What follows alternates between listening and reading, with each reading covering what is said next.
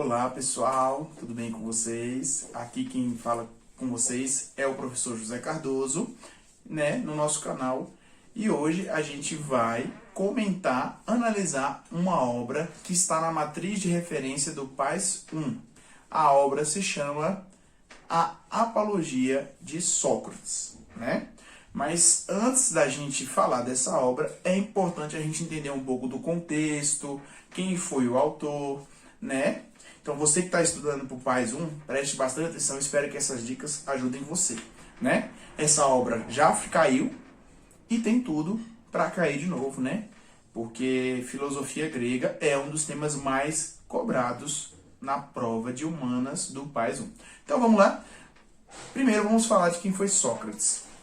Sócrates foi um filósofo grego que é bastante conhecido pelas suas ideias revolucionárias, partindo da crítica aos sofistas. Mas, professor, quem eram os sofistas?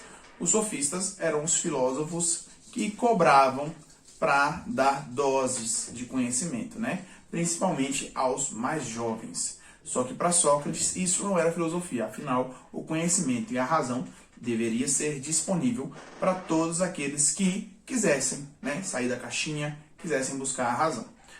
Então Sócrates, para quem não sabe, ele é o mais enigmático, talvez um personagem da filosofia mais peculiar, porque ele nunca escreveu sequer uma só linha. Tudo que a gente conhece da vida de Sócrates, tudo que a gente conhece da sua filosofia, tudo que a gente sabe que ele escreveu, que ele pensava, que ele tecia sua argumentação, era sempre baseado nos escritos do seu discípulo Platão. O que Platão escrevia de Sócrates. Inclusive, esta obra, Apologia de Sócrates, foi escrita por Platão. Ele nasceu e viveu em Atenas, gostava muito de sair conversando com as pessoas, falando sobre filosofia, falando sobre coisas da vida, e principalmente ideias e valores nos quais os gregos acreditavam que conheciam. E aí, o Sócrates vinha e fazia perguntas bastante cascudas, perguntas bastante complexas. Por exemplo, Sócrates não chegava para uma pessoa e perguntava se isso, aquilo era belo. Ele perguntava, para você, o que é beleza? Então, a sua filosofia era baseada na pergunta, no questionamento. Ele acreditava que para você conhecer as coisas, a filosofia, os valores e a razão, antes você precisa do autoconhecimento. Você precisaria conhecer a si mesmo. E aí ele alegava que muitos políticos da polis ateniense não sabiam absolutamente nada, Então, ele preferia assumir um lugar de ignorância, Você só consegue o conhecimento a partir do momento que você assume a sua ignorância, assume que você não sabe nada, E tem aquela famosa frase, eu só sei e nada sei, Quanto mais você estuda, quanto mais você se aprofunda, você fica com aquela sensação que você não sabia de nada.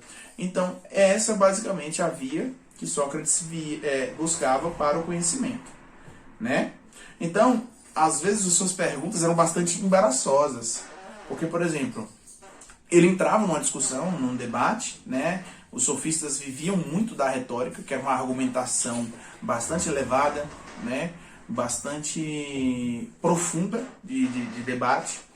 E aí ele fazia uma pergunta cascuda, uma pergunta embaraçosa, e a pessoa falava assim, eu não sei, Sócrates, qual que é a resposta? Ele falava, eu também não sei, e é por isso que eu estou perguntando. Então, ele debruçou aí por alguns temas, como a virtude, principalmente sobre a política, E Platão, sendo discípulo dele, vai escrever a República, Sendo a sua principal obra de Platão, a República, falando também sobre política, qual é o tipo de governo ideal e como que deve pensar os governantes, tá? Sócrates vai ser condenado à morte devido à sua atividade filosófica. E é essa a obra que nós vamos destacar aqui, beleza? Então vamos acompanhar. A Apologia de Sócrates, pessoal, ela foi o julgamento de Sócrates, onde ele vai ser condenado à morte. Foi escrito por seu discípulo Platão, Platão que escreveu essa obra. Então, o autor exprime a sua versão da defesa feita por outro filósofo, Sócrates, em seu próprio julgamento. Então, essa obra, ela chama muita atenção porque a gente pensa em duas coisas, né? Duas possibilidades. Primeiro, será que o Platão estava preocupado com a realidade dos fatos? Ou ele fez uma defesa exacerbada, bastante saudosista do seu mestre, Sócrates, né? Então, tem aí essa discussão sobre esses dois pontos. Então, na obra, né, é uma obra, não é muito grande, está aí disponível na internet, posso deixar embaixo no domínio público aqui, um link para vocês acompanharem. No texto, essa obra, ela é dividida em 3 partes, né? A primeira parte é sobre a acusação de Sócrates. A segunda parte vai ser sobre Sócrates defendendo-se e falando sobre medidas alternativas. E a terceira parte vai ser sobre o julgamento e, enfim, a sua morte, né, através do envenenamento, né, no seu tribunal. Né? Então, quais as acusações que Sócrates vai receber? Né? Quem lê essa obra vai perceber que ele tem 2 acusações. Primeiro, a de corromper a juventude e de negar os deuses dos políticos, os deuses do Estado. 2 atividades que, segundo eles, eram muito perigosas. Né? Só que se você lê a primeira parte e você lê essa obra, você vai ver que Sócrates está muito mais preocupado em mostrar a hipocrisia e a fragilidade do judiciário, a fragilidade das leis da sua época, do que se defender, né? Ele vai falar muito sobre a falta de preparo dos juízes, a falta de preparo filosófico e racional daqueles que estão condenando e julgando ele. Então, boa parte da trama, boa parte do diálogo, né, vai ser Sócrates falando sobre a hipocrisia e sobre a falta de merecimento dos seus juízes. Ele não está, basicamente, tentando livrar a sua própria pele da morte, né? Então ele vai ter 3 acusadores. Naquela época, naquele contexto da obra, a gente percebe que funcionou assim. Se você acreditava que uma pessoa cometeu um crime, você levava ela ao tribunal, né? Você trazia a sua acusação para o tribunal e você já trazia ali uma sugestão de uma possível pena. Então, a acusação foi corromper a juventude, negar a religião e os deuses do Estado, e a pena que eles queriam para Sócrates seria a pena de morte, né, através do envenenamento. Então, os 3 acusadores que aparecem no diálogo são Meleto, Ânio e Lincoln. Um era um mercador, né, outro era um filósofo sofista, né, que tinha uma rixa entre os Sócrates, e outro era uma pessoa que era conhecida por não ter uma conduta muito boa, né? Seria uma pessoa corrupta. Então, essas 3 pessoas tinham algo em comum. Muito ódio pela atividade filosófica de Sócrates. Elas tinham esse muito ódio pela sua maneira de conduzir a argumentação, pela sua retórica, né? Então, são 3 acusadores que estão cheios de ódios e conseguem convencer, dentro do diálogo, que o Sócrates é culpado. Só que você vê na argumentação filosófica que ele está trazendo temas como a razão, como uma justiça ideal, como a virtude, né, daqueles que julgam. Então você percebe isso.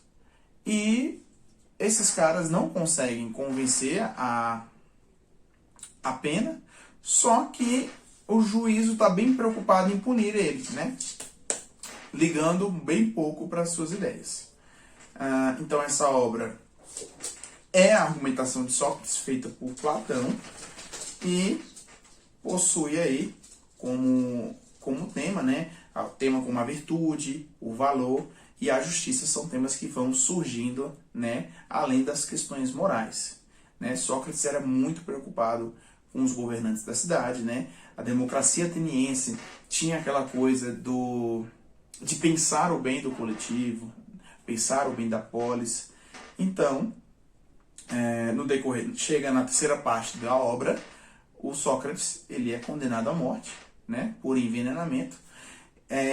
Antes de tudo, eles vão dar uma válvula de escape. Eles vão chegar, os 3, junto com o juiz, e falar assim, ó, você nega tudo que você já pregou, você nega tudo que você já disse a respeito da filosofia, da sua atividade moral e ética. E aí o Sócrates fala, não, eu prefiro a morte do que ter uma vida onde eu não possa pensar, onde eu não possa criticar, onde eu não possa fazer a minha filosofia, né? Em outras palavras. E aí, ele vai ser condenado à morte, né? E vai ser condenado ao envenenamento pela bebida da cicuta. A cicuta era um veneno que tinha na época, feito através de uma planta que deixava o corpo humano paralisado. Então, qual é o legado dessa obra, né? E qual a importância dessa obra para o país, né? No geral, para a universidade, para o vestibular. Então, essa é uma obra, é um clássico, né? Da filosofia grega, onde Platão escreve vários temas, onde ele mostra o que a gente precisa pensar sobre a ética, o que é a verdade, o que eu penso, como o pensar filosófico ajuda, por exemplo, no judiciário, na criação das leis. Então é a obra que faz as pessoas pensarem, né?